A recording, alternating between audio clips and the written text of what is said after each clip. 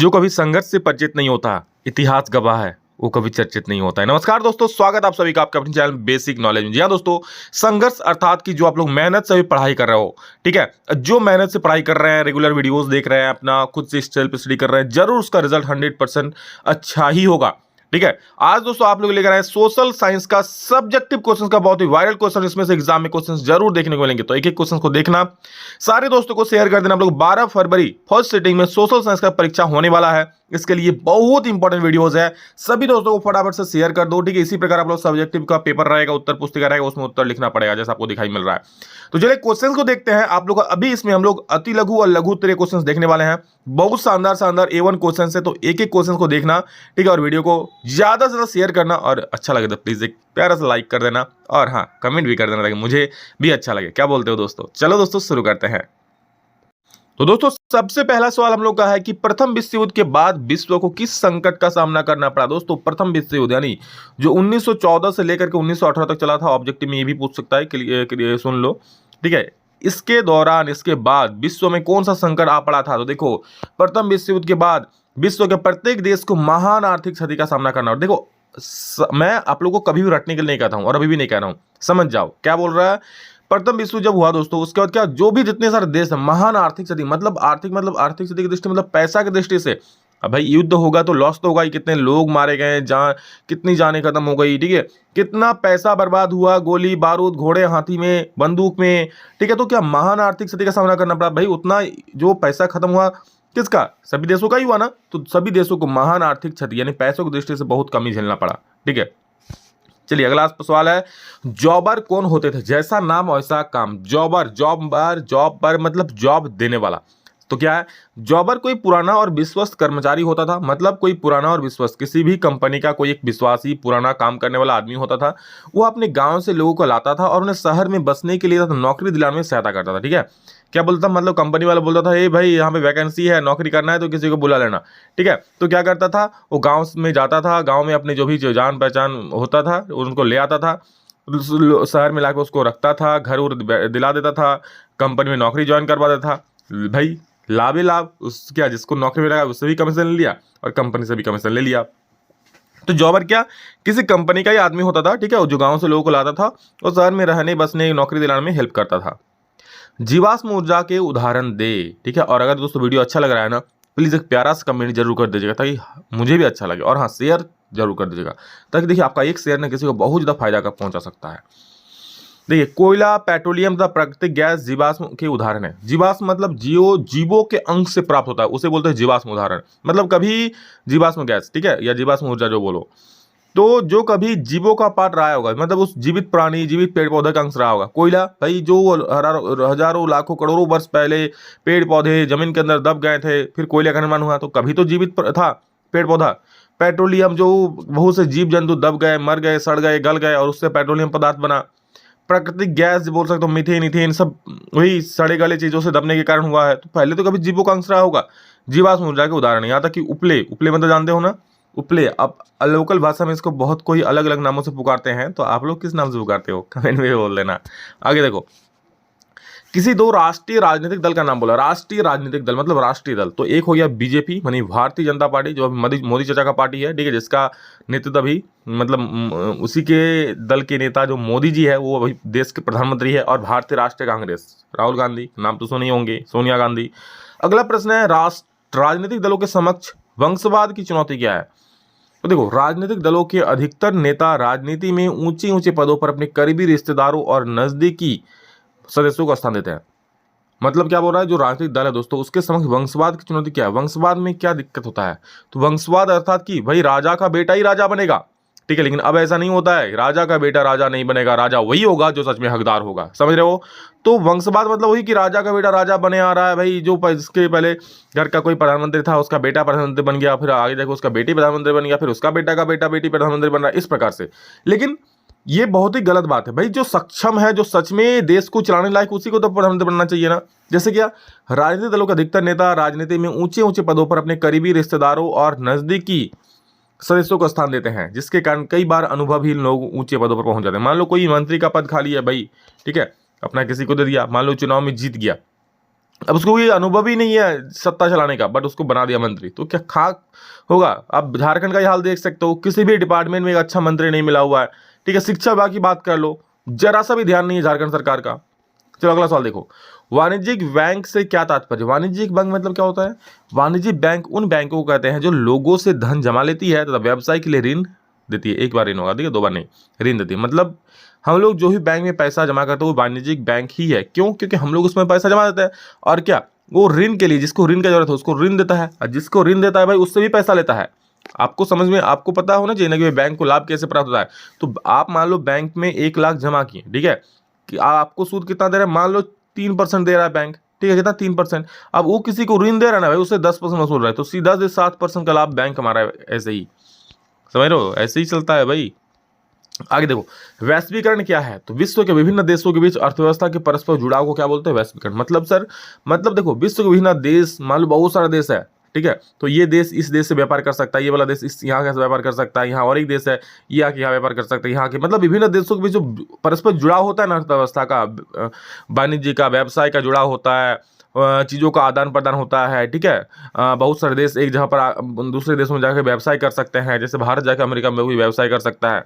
तो इसी चीज़ को बोलते हैं क्या? वैश्वीकरण। विश्वीकरण मतलब विश्व के हर एक देशों का आपस में मिलना, व्यवसाय करना, परस्पर जुड़ाव। Got it. अब दोस्तों हम लोग देखने वाले हैं अति लघु उत्तरीय प्रश्न। क्या? अति लघु, ठीक है, सॉरी अति लघु देख लिया, अब लघु देखेंगे, ठीक। तो चलो 7 नंबर देखो, वैश्वीकरण क्या है? तो विभिन्न, अच्छा ये तो समझ गए। नेक्स्ट 8 नंबर देखो, कॉर्न लॉ से आप क्या समझते हैं? तो 18वीं शताब्दी के अंतिम दशकों में सरकार ने बड़े भूस्वामियों, ठीक है, के दबाव में क्या किया? दबाव में आकर एक कानून पास करके मक्के की आयात पर रोक लगा। देखो, कॉर्न लॉ, कॉर्न मतलब भाई मकई, भुट्टा खाते हो ना, भुट्टा, वो लॉ मतलब कानून या नियम। तो 18वीं शताब्दी के अंत में, ठीक है, अंतिम दशकों में सरकार ने क्या, बड़े भूस्वामी जो बड़ी जमीन के मालिक रहा करते थे, उसके दबाव में आकर एक कानून को पास कर दिया। क्या पास करके? मक्के की आयात पर रोक लगा दी। मतलब भैया जो इंग्लैंड में मक्का का आयात हो रहा था, दूसरे देशों में इंग्लैंड में मक्का आ रहा था, उस पर रोक लगा दिया। क्यों रोक लगा दिया? क्योंकि वहां पे भूस्वामियों ने कहा, ठीक है, क्यों कहा? क्योंकि मान लो बाहर से अगर मक्का आएगा और भी बहुत सारे सामान आएगा, तो इंग्लैंड को एक प्रतिस्पर्धा मिलेगा, मार्केट मिलेगा, जिसमें मान लो बाहर वाला देश वहां पर सस्ता में बेच रहा है तो इंग्लैंड को भी सस्ता में बेचना पड़ेगा। तो जब इनको रोक लगा दिया, बाहर से जो आ रहा है सीधा सीधा खत्म कर दिया, अब क्या यहाँ पर मोनोपोली हो गया कि इंग्लैंड वाले जितना में चाहेंगे उतना में बेचेंगे, ठीक है, क्योंकि अब बाहर से तो सामान आ नहीं रहा है, उससे कंपटीशन कौन करेगा? तो इंग्लैंड के जो किसान थे, भूस्वामी बड़े बड़े थे, वो लोग अपना मनमानी कीमतों पर बेचने लगे, चीज़ों का दाम बढ़ा दिया मकई का। इस प्रकार से जिस कानून की सहायता से मक्के की आयात पर रोक लगाई गई थी उसे क्या बोलते हैं? कॉर्न लॉ कहते हैं, ठीक है। समझिए कॉर्न लॉ क्या है? मक्के की आयात पर रोक लगा दिया था, इस नियम को कॉर्न लॉ कहते हैं। अगला है कि सूरत बंदरगाह 18वीं सदी के अंत तक हाशिए पर पहुंच गया, क्यों? संक्षेप में उत्तर लिखिए। भैया लघु है तो संक्षेप में ही लिखना है। क्या बोल रहा है? मशीन का युग से पहले अंतर्राष्ट्रीय बाजार में भारत के सूती कपड़ों का दबदबा रहता था। मशीनों का युग से पहले, जब मशीनों का युग नहीं आया था, जगह जगह फैक्ट्रियां नहीं लगी थी, उस वक्त दोस्तों अंतर्राष्ट्रीय बाजार में, ठीक है, अंतर्राष्ट्रीय मतलब बहुत सारे देश जहां पर आके बाजार करते हैं, ठीक है, मतलब चीजें बेचते हैं, भारत के सूती कपड़ों का दबदबा था। उस समय सूरत के बंदरगाह का बड़ा ही बोलबाला था, क्योंकि उसी बंदरगाह से होकर विभिन्न देशों में कपड़े का आयात होता था, निर्यात होता था, ठीक है, निर्यात होता था। वहां से बहुत ज्यादा निर्यात होता था। पर जब यूरोपियन कंपनियों ने अपना पैर पसारना शुरू किया, ठीक है, यूरोपियन कंपनी आई, अपना पैर पसारना शुरू किया, फैक्ट्री वैक्ट्री लगा, तो सूरत के तट पर स्थित बंदरगाह का निर्यात कम होने लगा और वे हाशिए पर पहुंच गया। मतलब भाई बिल्कुल डूबने के कगार पर पहुंच गए। क्यों?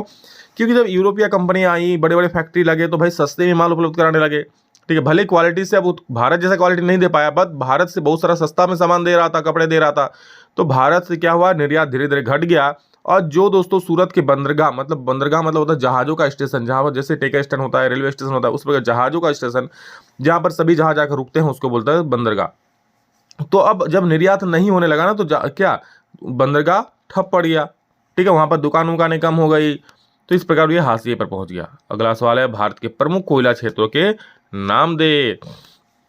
तो देखो भारत में सबसे प्रमुख कोयला क्षेत्र का नाम क्या क्या है? झारखंड, उड़ीसा तथा छत्तीसगढ़।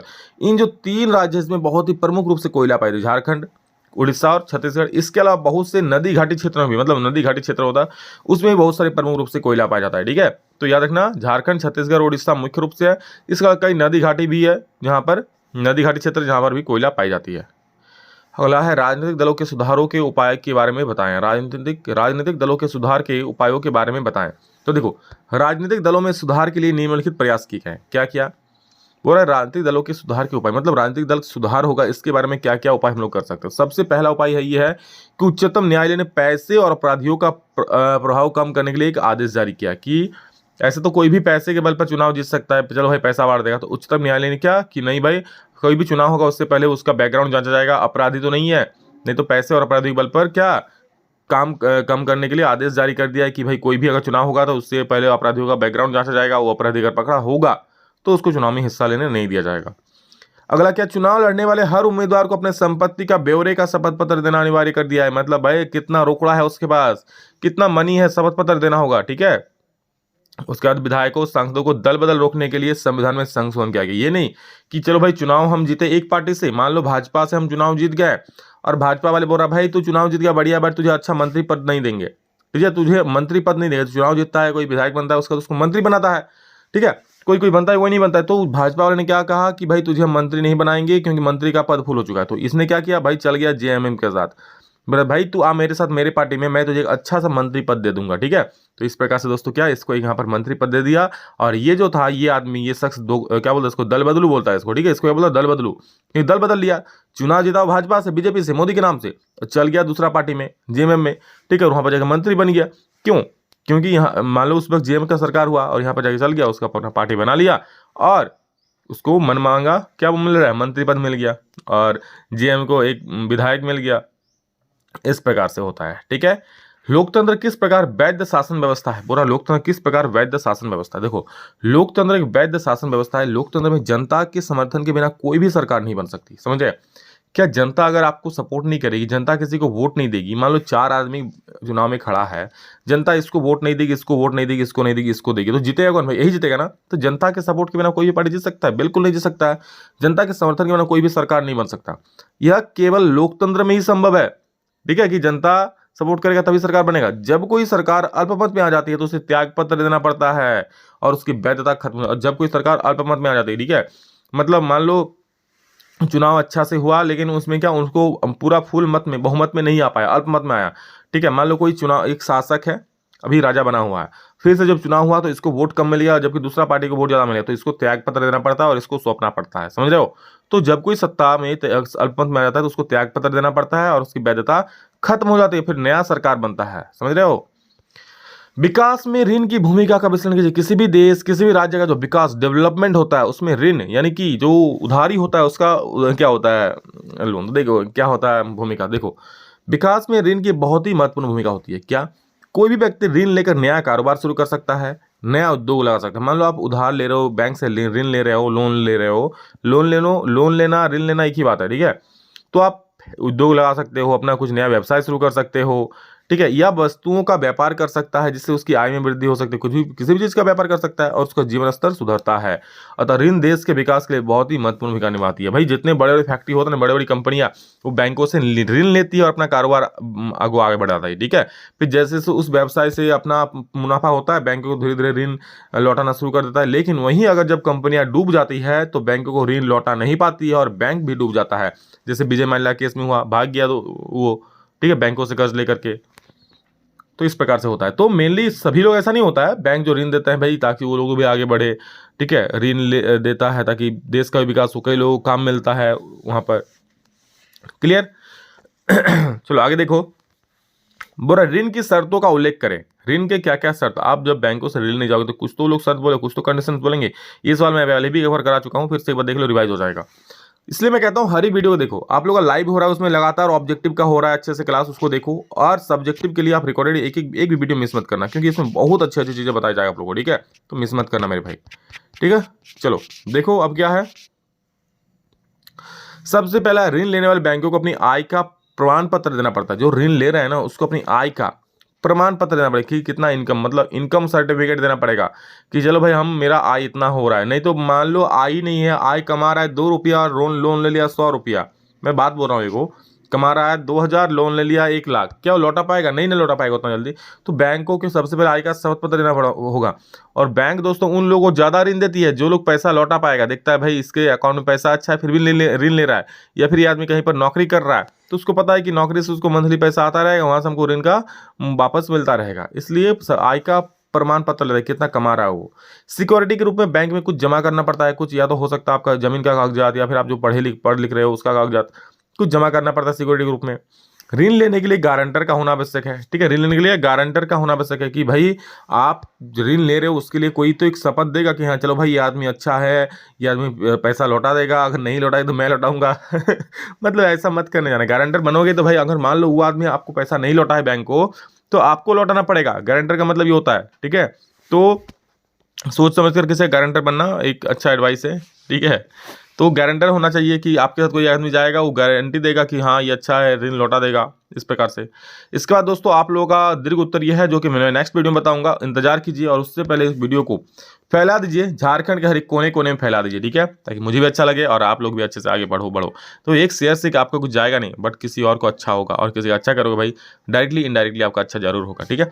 चलो so love you all, thank you all of you. इतना ही, फिर नेक्स्ट में जल्द मिलेंगे, तब तक के लिए जय हिंद, वंदे मातरम।